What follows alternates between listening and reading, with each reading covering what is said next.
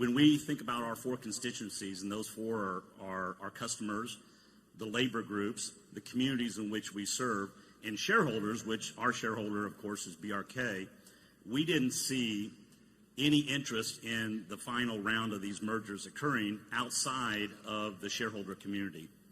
And so our position was simply to say, if the rest of the shipping community believes that we ought to see this final round, that's fine. We'll participate, but we don't see it occurring right now. We do believe that when that final round occurs, there will be great efficiencies made for shippers and communities. But right now, we don't see the dynamics in place. So what are those dynamics? It'll be as the country continues to grow in population from where we are today, 315 million people, to say 320, 330, 350. Transportation becomes more scarce, and the railroads will need to do more. And that's really when we think the next round will occur.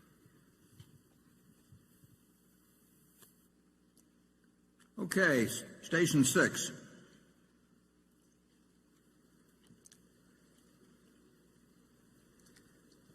Hi, my name is Michael Mazia. I'm from Brooklyn, New York, and I'll be starting at Wharton Business School in the fall.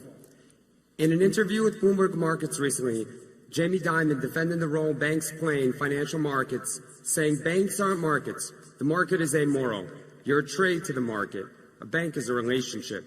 But banks, namely investment banks, have struggled as regulators have favored market-based solutions, and many of those relationships investment banks have worked so hard for have proven to be less lucrative, especially compared to the growing fixed costs of supporting them. As it relates to our marketable securities portfolio, how do you feel about the investment banking component, particularly as Wells moves into that space? Would you feel differently if the cost basis was higher? And Warren, Charlie, thank you so much for doing this every year. Thank you. Well, I didn't totally get that, but does he feel the investment banking firms are being disadvantaged? Well, he's basically, how do we feel about Jamie says that you can't make as much money as you used to out of relationships, and it's getting tougher and so forth. Yeah. Well, the public policy since 2008-9 has been to very much toughen up capital requirements in a variety of ways for banks, but it is specifically been designed to make large banks, very large banks, less profitable relative to smaller banks. And you do that by increasing capital requirements. You can change the math of banking and the attractiveness of banking totally by capital requirements. Obviously, if you said every bank had to be 100% equity, it would be a terrible business. You couldn't possibly earn any money that was significant on capital. And if you let people operate with 1% capital ratios, they can make a lot of money, and they will cause the system all kinds of trouble. So since 2009, the rules have been tilted against the larger banks primarily through capital requirements. And that just means returns on equity go down, but returns on equity were awfully high prior to that. So it hasn't turned it into a bad business. It's turned it into a less attractive business than earlier. And that some of the investment banks operate as bank holding companies still, and they've been affected by those capital requirements too. I'm not sure getting 100% to your question, so I invite you to give me a follow-up if you'd like on that. In the marketable securities portfolio, do you feel good about the going forward prospects of the investment banking companies, especially as Wells Fargo moves into that business? Well, Wells Fargo has an investment banking aspect to it that primarily came in through Wachovia, and it's not insignificant, but our ownership of Wells Fargo, which is very large, it's our largest single marketable security. I'm not counting Kraft Heinz, which is about the same size, because in that situation we're in a control position. But it's the largest non-control situation that we have at Wells Fargo. And that's by intent. I like it extremely well compared to other securities, not because it has the most upside, but I feel that weighted for upside and downside, that it's... But it's not the investment banking that charms you in Wells Fargo. It's the general banking that... Yeah, no, we're not it isn't that big a deal, and that's not what attracts us. We think Wells Fargo is a very well-run bank, but we didn't make any decision to buy a single share based on the fact they were going to be more in the investment banking business because of the Wachovia acquisition. They've got a lot of sources of income. They've got a huge base of very cheap money, but unfortunately they've got it out at very cheap rates on the other side now. But spreads will probably work in their advantage eventually. And we think it's a very well-run bank. Investment banking business, Charlie and I are probably a little affected by the experience we had in running one for a short period of time. It's not been something we invested in significantly. We obviously made a major investment in Goldman Sachs, and we continue to hold shares that came out of the warrants that we received when we made the investment in 2008. But I can't recall us making a investment banking purchase a marketable security involving an investment bank for a long time. Can you, Charlie? No, I think generally we fear the genre more than we love it. Carol? In the conclusion of the book, Dear Chairman, which you recommend in this year's annual letter, a new book you recommend, the author argues that, quote, the life's work of great investors is inevitably reabsorbed into the industrial complex with little acknowledgement of their accomplishments. He then argues that Berkshire Hathaway will eventually be targeted by activist investors if it trades at too sharp a discount to intrinsic value. Do you agree with this assessment, and have you considered installing corporate defenses that might prevent future generations of activists from trying to break up Berkshire Hathaway?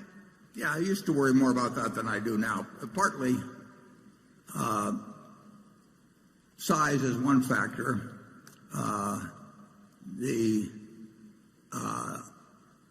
I think the more important factor would be that Berkshire will always be in a position to repurchase very significant amount of stock, and as long as it's willing to buy that stock at some price, and it should be close to intrinsic value, there should not be a large margin in terms of anybody that might come along and think there'd be a lot of money to be made by breaking up. There would be money lost by breaking it up in terms of there'd be certain advantages lost. Mid-American Energy could not have done what it has done in renewables without Berkshire being the parent. I mean, if it had been split off, it would have been the parts would have been worth less than the whole. And there are I could give you significant instances of that in other cases. So I don't think there will be a spread that will be enticing to anyone.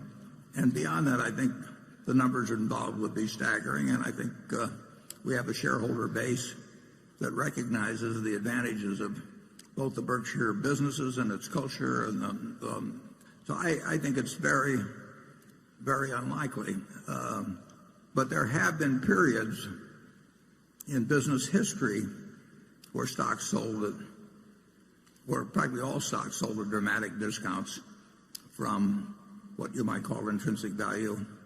And it's interesting that very little activity occurred there. In the 1974 period, 1973 and 74, there were really good companies, one of which was Cap Cities, for example, that Tom Murphy ran, that was selling at a huge discount to what it was worth. But people did not come along then, so to some extent, when the discounts are huge, money is hard to get. It's not a huge worry with me. Actually, in my own case, because of the way my stock will get distributed to philanthropies after I die,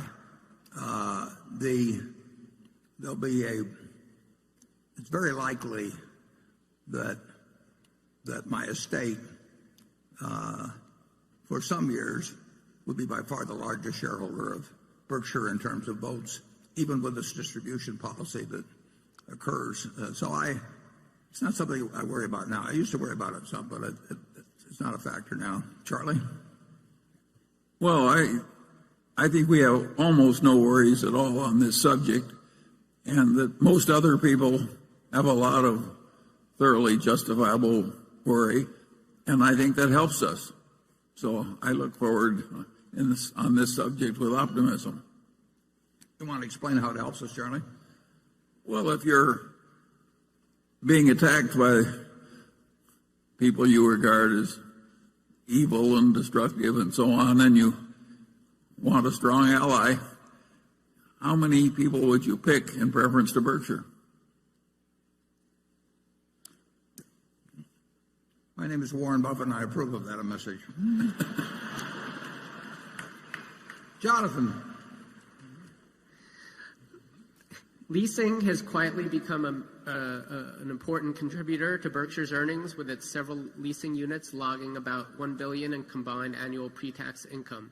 Could you talk about Berkshire's competitive advantages in its various leasing businesses, including containers, cranes, furniture, tank cars, and rail cars?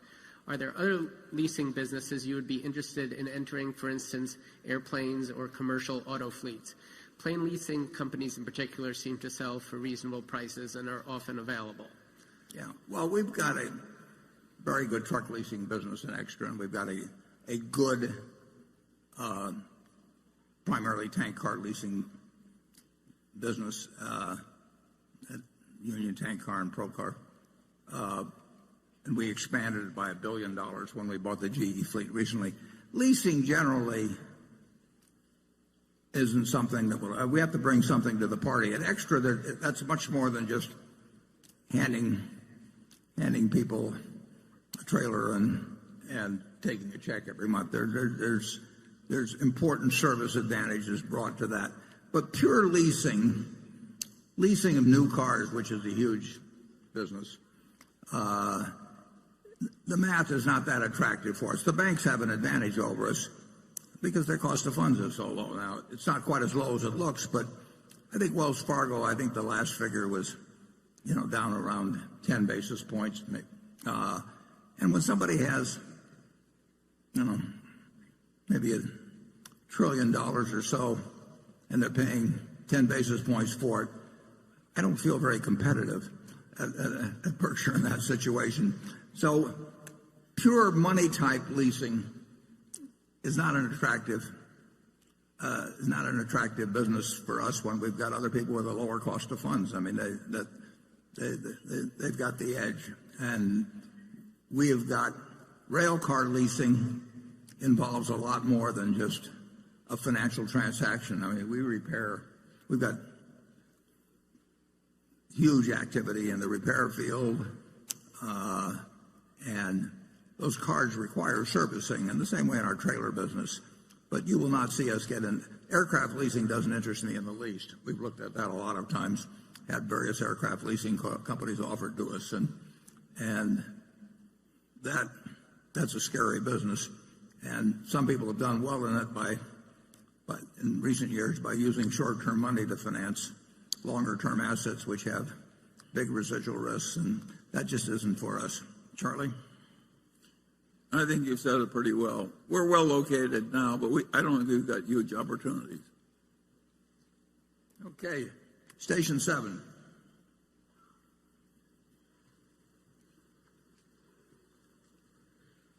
Good morning, Warren and Charlie. I am Vandermeer Say from the Philippines. Warren, my wife and I sent original paintings to your office 2 days ago, and we hope you like them. Thank you. Today, Berkshire's size ensures that it faces competition from numerous businesses. If you had a silver bullet, which competitor would you take out and why? And sorry, you can't say Donald Trump. Which competitor in which businesses? I mean, you're asking about which competitor would you kill if you could? I don't think we have to answer this one. Charlie's a lawyer.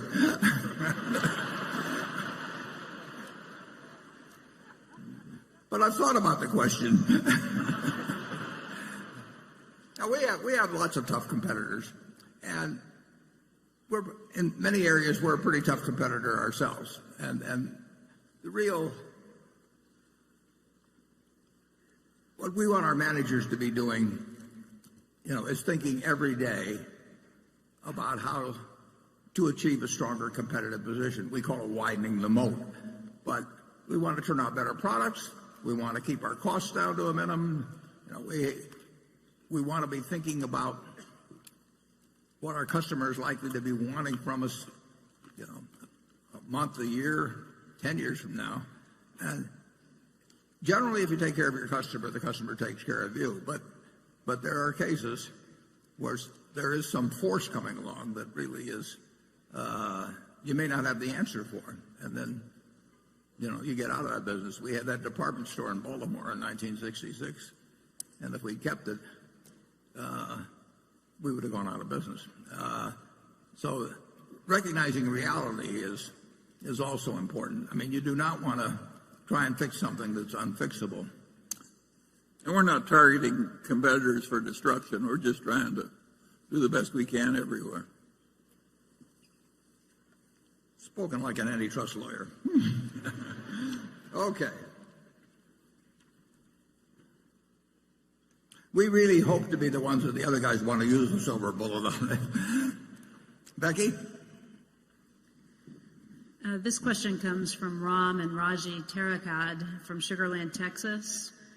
He writes, my wife and I have the vast majority of our net worth invested in Berkshire and in shares of the Sequoia Fund. Mr. Buffett, you have endorsed the Sequoia Fund on more than a few occasions. Recently, the Sequoia Fund has been in the news because of its large position in Valiant Pharmaceuticals. Mr. Munger has termed Valiant's business model highly immoral. Mr. Buffett, do you agree with Mr. Munger's assessment? Have your views about Sequoia Fund changed? Also, as you know, Sequoia is an admirer and large holder of Berkshire stock. Yeah, in a sense, I'm the father of Sequoia Fund in that when I was closing up my partnership at the end of 1969, I was giving back a lot of money to partners, and these people had trusted me, and they wanted to know what they should do with their money. And we helped out those who wanted to put it in municipal bonds for a few months. Bill Scott and I stayed around and helped those people come up with those, but most of them were equity-oriented type investors. And we said there were two people that we admired enormously in the investment business, not simply because they were terrific investors, but they were terrific people. And they would be the kind of people that you'd make trustee of your will. So those two, one of whom is in the room, Sandy Gottesman, our director, and one was Sandy and one was Bill Ruane. They were friends themselves. So Sandy took on a number of our clients, a number of our partners, and they became clients and very happy clients of his, and I'll bet some of them are still clients, or their children or grandchildren are to this day. Others went with Bill. A lot of them went with both of them, actually. In fact, I wouldn't be surprised if the majority, who had a lot of money, gave some to Sandy and gave some to Bill. But Bill, we had a lot of people whose total funds were really not of a size that made them economic individual clients. And so Bill, who would not have otherwise set up a fund, Bill said, I'll set up a fund, and it actually had an office in Omaha. John Harding, who used to work for me, became the employee here, and a number of our ex-partners, my ex-partners, joined Sequoia Fund as a way to find an outstanding investment manager, like I say, both for ability and for integrity, and could deploy small sums with him. And Bill ran Sequoia until I think roughly 2005 when he died, and did a fantastic job. And even now, if you take the record from inception to now, with the troubles they've had recently, I don't know of a mutual fund in the United States that has a better record. There probably is one, maybe or two, but it's far better than the S&P, and you won't find many records that go for 30 or 40 years that are better than the S&P. So Bill did a great job for people. And Bill died in 2005, and the record continued to be good until a year or so ago. And at that time, the management company, or the manager, I should say, took an unusually large position in Valiant, and despite the objection of some people on the board, not only maintained that position but actually increased it after a fair amount of doubt had been expressed by the board about the advisability of doing that. The record, like I say, to date, still from when started, is significantly better than average.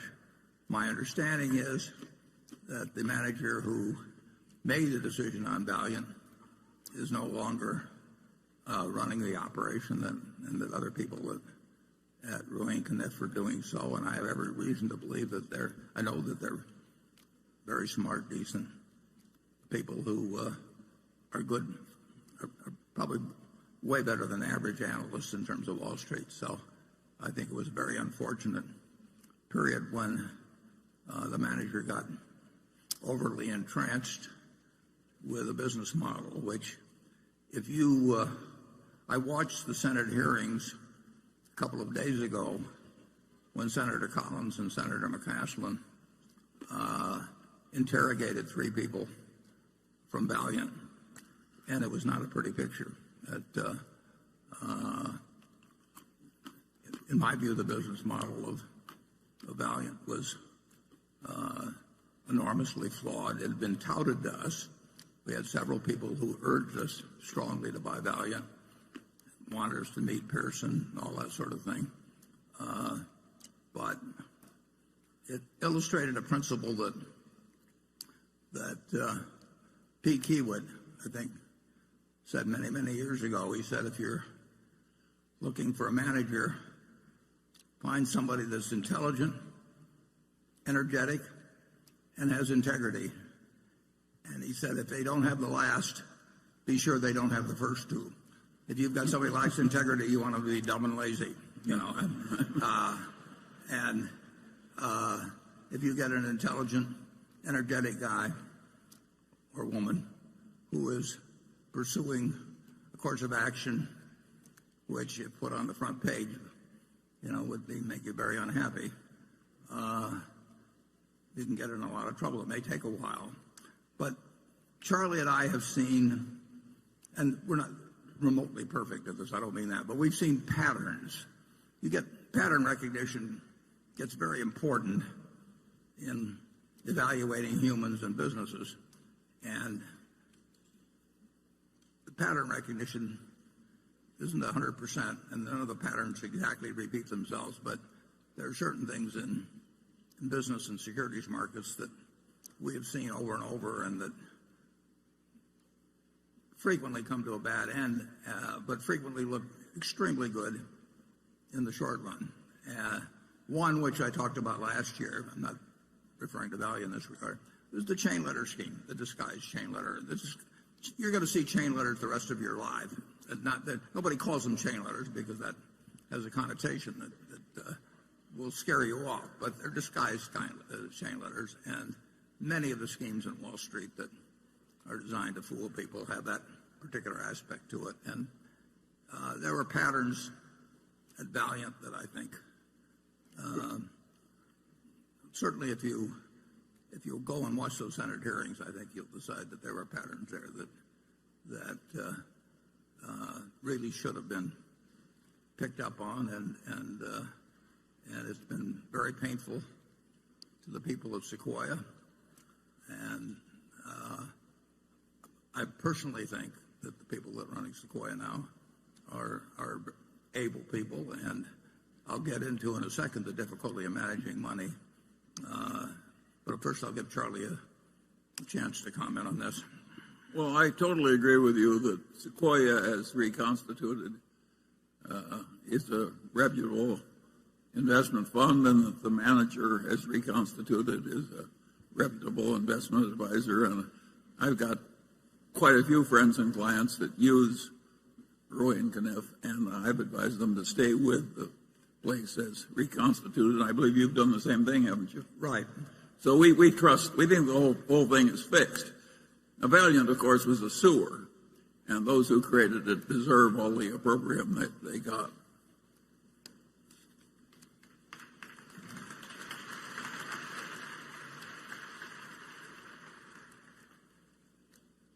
In a few minutes we'll break, but I think it almost ties in with this last question.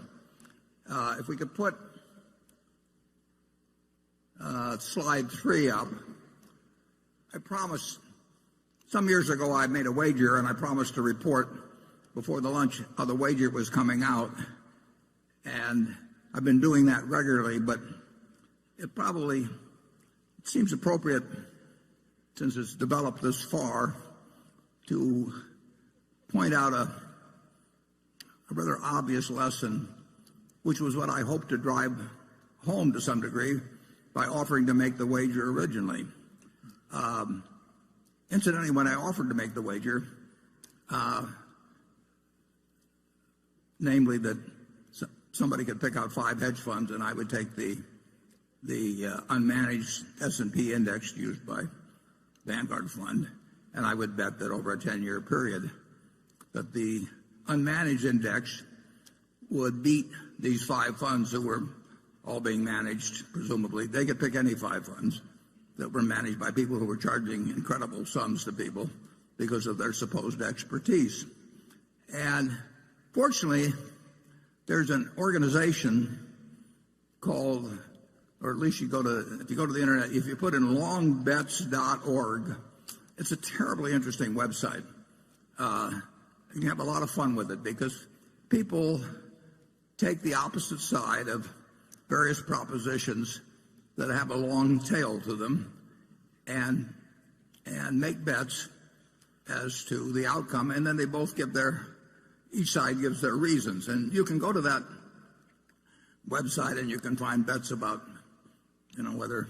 what population will be doing 15 years from now, or all kinds of things. And our bet became quite famous on there. And a fellow I like, who I didn't know before this, Ted Seides, bet that he could pick out 5 hedge funds. These were funds of funds. In other words, there was one hedge fund at the top, and then that manager picked out who he thought were the best managers underneath, and then bought into these other funds in turn, so that the 5 funds of funds represent maybe 100 or 200 hedge funds underneath. Now, bear in mind that the hedge fund, the fellow making the bet, was picking out funds where the manager on top was getting paid perhaps 0.5% a year, plus a cut of the profits, for merely picking out who he thought were the best managers underneath, who in turn were getting paid maybe 1.5 or 2%, plus a cut of the funds on profits. But certainly the guy at the top was incentivized to try and pick out great funds, and at the next level, those people were presumably incentivized too. So the result is, after 8 years, and several hundred hedge fund managers being involved, is that now the totally unmanaged fund by Vanguard, with very, very, very minimal costs, is now 40-some points ahead of the group of hedge funds. Now, that may sound like a terrible result for the hedge funds, but it's not a terrible result for the hedge fund managers. These managers, you've got this top-level manager that's charging probably 0.5%. I don't know that for sure. And down below, you've got managers that are probably charging 1.5 to 2%. So if you have a couple percentage points sliced off every year, that is a lot of money. We have 2 managers at Berkshire that each managed $9 billion for us. They both ran hedge funds before. If they had a 2 and 20 arrangement with Berkshire, which is not uncommon in the hedge fund world, they would be getting $180 million each, merely for breathing annually. It's a compensation scheme that is unbelievable to me, and that's one reason I made this bet. But what I'd like you to do is for a moment imagine that in this room we have the entire, you people own all of America. That all the stocks in America are owned by this group. You are the Berkshire 18,000 or whatever it is that have somehow managed to accumulate all the wealth in the country. And let's assume we just divide it down the middle. And on this side, we put half the people, half of all the investment capital in the world, and that capital is what a certain presidential candidate might call low energy. In fact, they have no energy at all.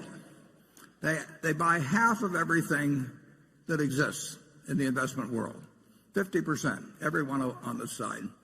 And so now half of it is owned by these no energy people. They don't look at stock prices. They don't turn on business channels. They don't read the Wall Street Journal. They don't do anything.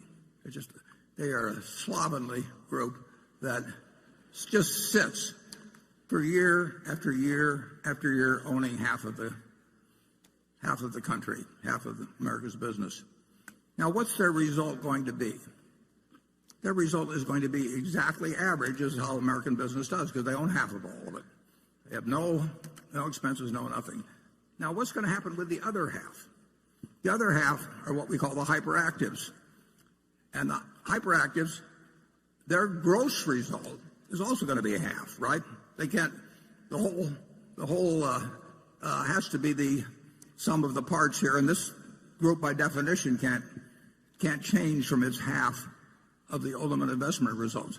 This half is going to have the same gross results. They're going to have the same results as the no energy people, and they're also going to have terrific expenses because they're all going to be moving around, hiring hedge funds, hiring consultants, paying lots of commissions and everything. And that half as a group has to do worse than this half. The people who don't do anything have to do better than the people that are trying to do better. And that's simple. And I hoped through making this bet to actually create a little example of that. But that offer was open to anybody. And I would make incidentally the same offer now, except being around in 10 years to collect gets a little more problematic as we go through life. But it seems so elementary. But I will guarantee you that no endowment fund, no public pension fund, no extremely rich person wants to sit in that part of the auditorium. They just can't believe that because they have billions of dollars to invest, that they can't go out and hire somebody who will do better than average. I hear from them all the time. So this group over here, supposedly sophisticated people, generally richer people, hire consultants, and no consultant in the world is going to tell you just buy an S&P index fund and sit for the next 50 years. You don't get to be a consultant that way, and you certainly don't get an annual fee that way. So the consultant's got every motivation in the world to tell you this year I think we should concentrate more on international stocks, or this year this manager is particularly good on the short side. And so they come in and they talk for hours, and you pay them a large fee, and they always suggest something other than just sitting on your rear end and participating in American business without cost. And then those consultants, after they get their fees, they in turn recommend to you other people who charge fees, which, as you can see over a period of time, cumulatively eat up capital like crazy. So I would suggest that what I felt sure I didn't feel sure because nothing, can't tell for sure about any 10-year period, but I certainly felt very probable or I wouldn't have stuck my neck out. It just demonstrates so dramatically. I've talked to huge pension funds and I've taken them through the math, and when I leave, they go out and hire a bunch of consultants and pay them a lot of money. And it's just unbelievable. And the consultants always change the recommendations a little bit from year to year. They can't change them 100% because then it didn't look like they knew what they were doing the year before. So they tweak them from year to year, and they come in and they have lots of charts and PowerPoint presentations, and they recommend people who in turn are going to charge them a lot of money. And they say, well, you can only get the best talent by paying 2 and 20 or something of the sort. And the flow of money from the hyperactive to what I call the helpers is dramatic.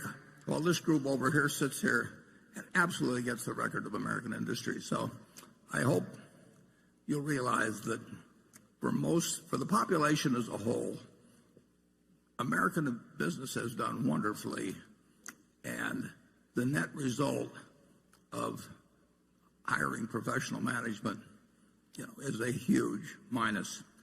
And at the bookstore, we have a little book called Where Are the Customer's Yachts, written by Fred Schwett. I read it when I was about 10 years old. Been updated. It hadn't been updated, but new editions have been put out a few times. But the basic lessons are there. That lesson is told in that book from 1940. It's so obvious, and yet all the commercial push is behind telling you that you've got to think about doing something today that's different than you did yesterday. You don't have to do that. You just have to sit back and let American industry do its job for you. Charlie, do you have anything to add to my sermon? Well, you're talking to a bunch of people who have solved their problem by buying Berkshire Hathaway. That worked even better. And there have been a few of these managers of managers who've actually succeeded. There are a few in the universities who are really good, but it's a tiny group of people. It's like looking for a needle in a haystack. And when I was given the job of naming two in 1969, I knew two. I knew a couple of others. Charlie wasn't interested in managing more money then, and my friend Walter Schloss would not scale up well, although he had a fabulous record over 45 years or thereabouts. But that was all I could come up with at that time. And fortunately, I did have a couple. And the people who went with Sequoia Fund have been well served if they stayed for the whole period. But the people, there's been far, far, far more money made by people in Wall Street through salesmanship abilities than through investment abilities. There are a few people out there that are going to have an outstanding investment record, but there are very few of them, and the people you pay to have identify them don't know how to identify them, and they do know how to sell you, and that's my message. We'll come back at 1 o'clock. Thanks.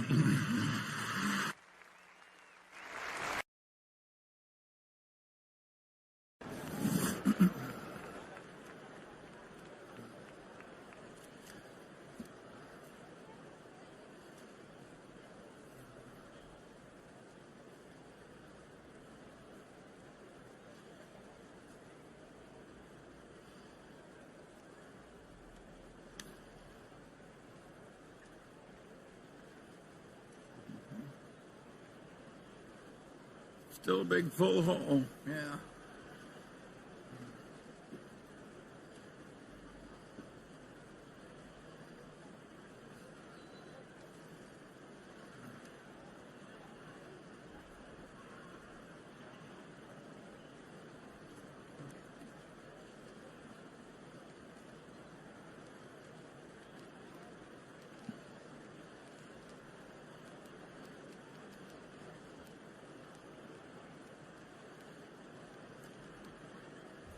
Okay, if you'll take your seats, we'll get underway.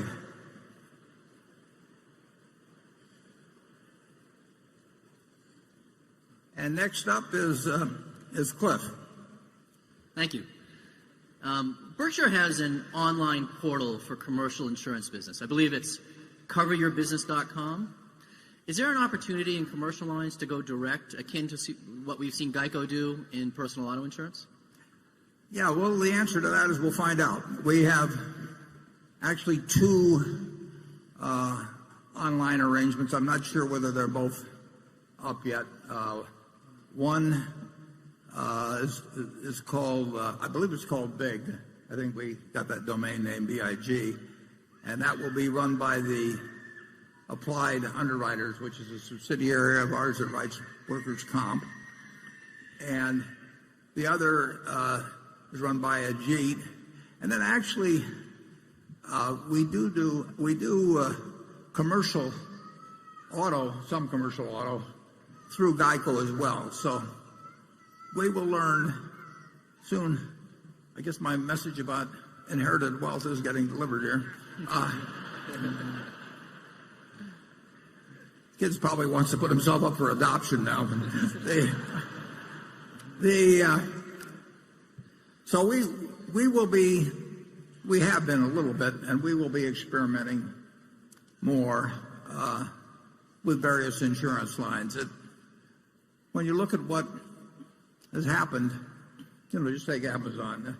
You want to try a lot of things, and it amazed me how fast the inquiries on personal auto migrated from phone to the internet. And I would have thought that the younger people would do it, but that people like myself would be very slow to do it. But the adaptation by the American public of internet response has really been pretty incredible and shows no sign of slowing down. So the answer is we'll try various things and we'll make some mistakes. And my guess is that 10 and 20 and 30 years from now, it'll be a lot different. Station 8. Hi, my name's Matt Claiborne from Columbus, Ohio, and thank you for putting this on for all of us. My question is, you've said before that your role will be divided into parts for your succession, one of which is the responsibility of maintaining culture by having Howard as non-executive chairman. What is the plan for how Berkshire will maintain its culture when Howard no longer fills the role, and what should shareholders watch for to make sure that the culture is being properly maintained decades from now when I am your age? Yeah. Well, that's a question we've obviously given a lot of thought to, and although I hope that Howard is made chairman just for the reason that if a mistake is made in selecting a successor, it's easier to correct it if you have a non-executive chairman. But that's a that's a 1 in 100 or 1 maybe in 500 probability, but there's no sense ignoring it totally. It's not a key factor. By far the main factor in keeping Berkshire's culture is that you have a board and you'll have successor board members, you have managers and you'll have successor managers, and you have shareholders that clearly recognize the special nature of the culture, that have embraced the culture. When they sold their businesses to us, they wanted to join that culture. It thrusts out people that really aren't in tune with it, and there are very few of them, and it embraces those who enjoy and appreciate it. And I think to some extent we don't have a lot of competition on it, so it becomes very identifiable. And it works. So I think the chances of us going off the rails in terms of culture are really very, very, very slight, regardless of whether there's a non-executive chairman or not. But that's just a small added protection. So I think that the main problem that Berkshire will have will be size. And I thought that when I was managing money, when I first started managing money, size is the enemy of performance to a significant degree.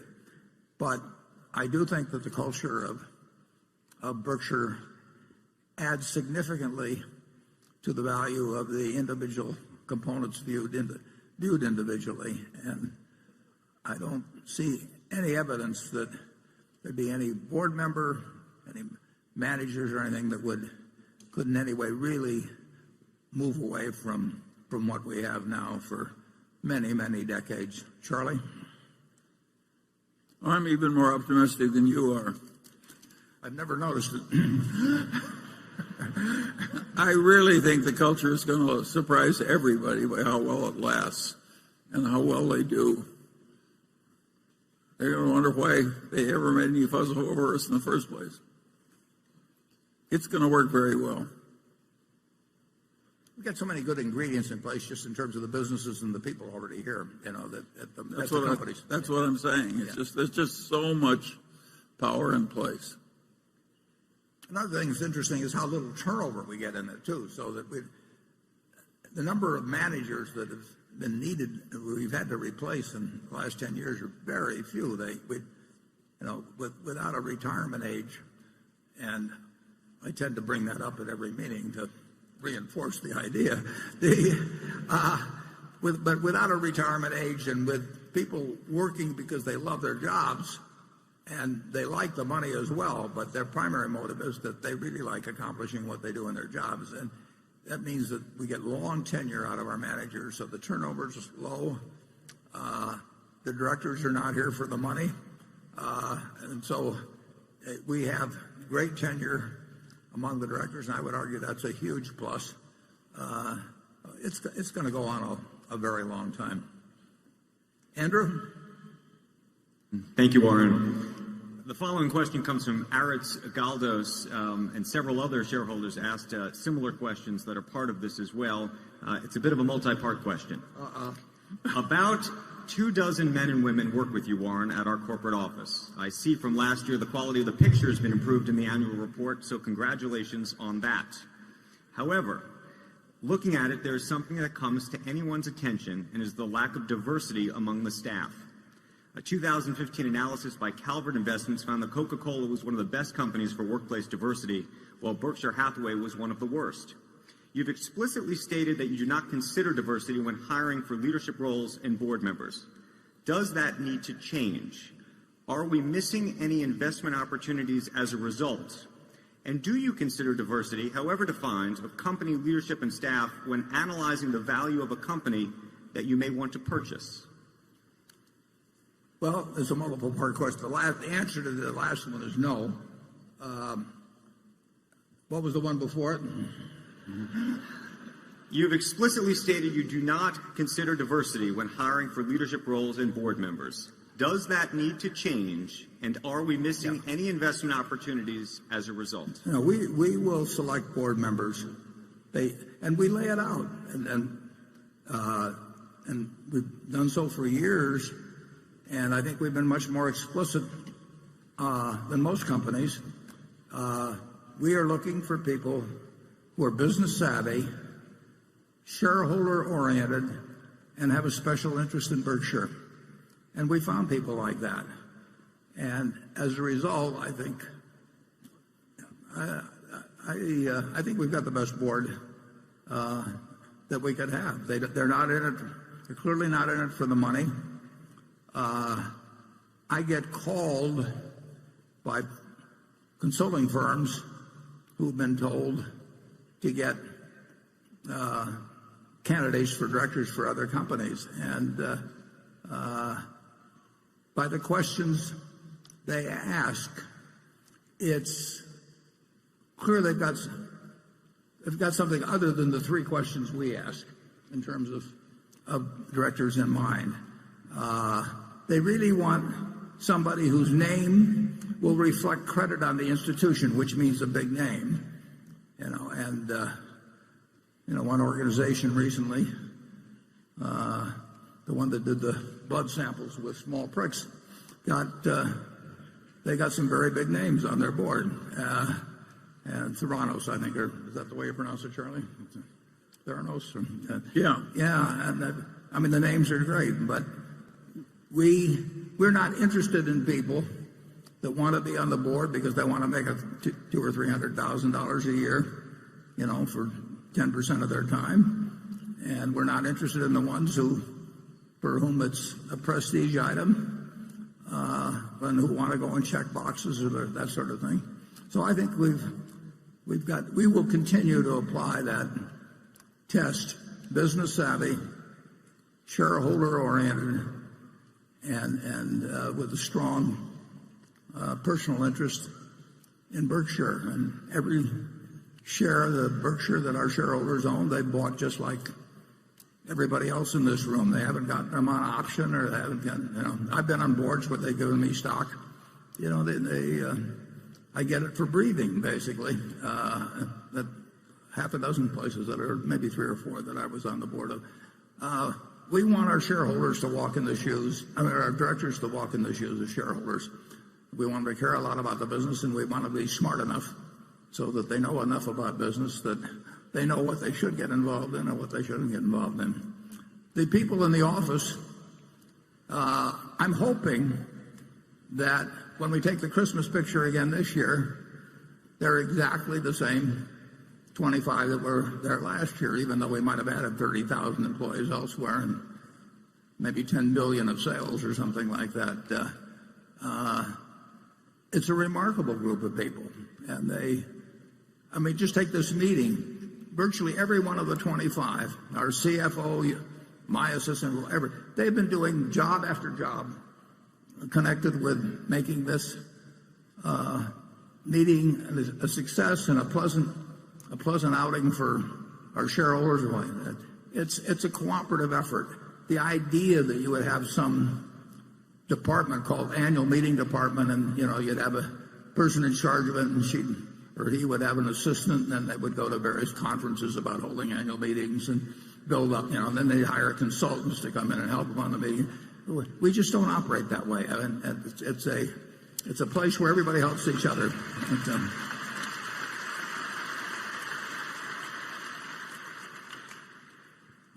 Part of what makes my job is extraordinarily easy, but the people around me really make it easy. And part of the reason it's easy is because we don't have any committees.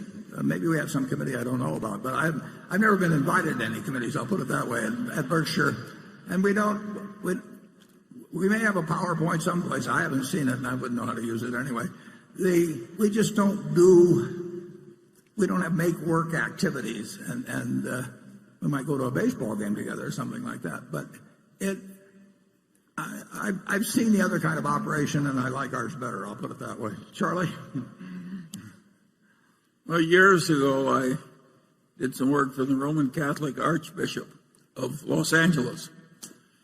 And my senior partner pompously said, you don't need to hire us to do this. There's plenty of good Catholic tax lawyers. And the Archbishop looked at him like he was an idiot and said, Mr. Peeler, he says, last year I had some very serious surgery, and I did not look around for the leading Catholic surgeon. That's the way I feel about board members.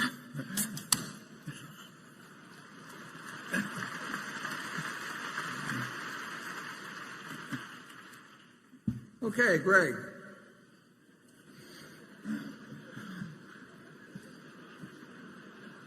Warren, Greg. While Berkshire has authorized a share repurchase program originally aimed at buying back shares at prices no higher than 10% premium to the firm's most recent book value per share, a figure that was subsequently increased to repurchase shares at prices no higher than 20% premium to book value, there has been relatively little share repurchase activity during the last 4.5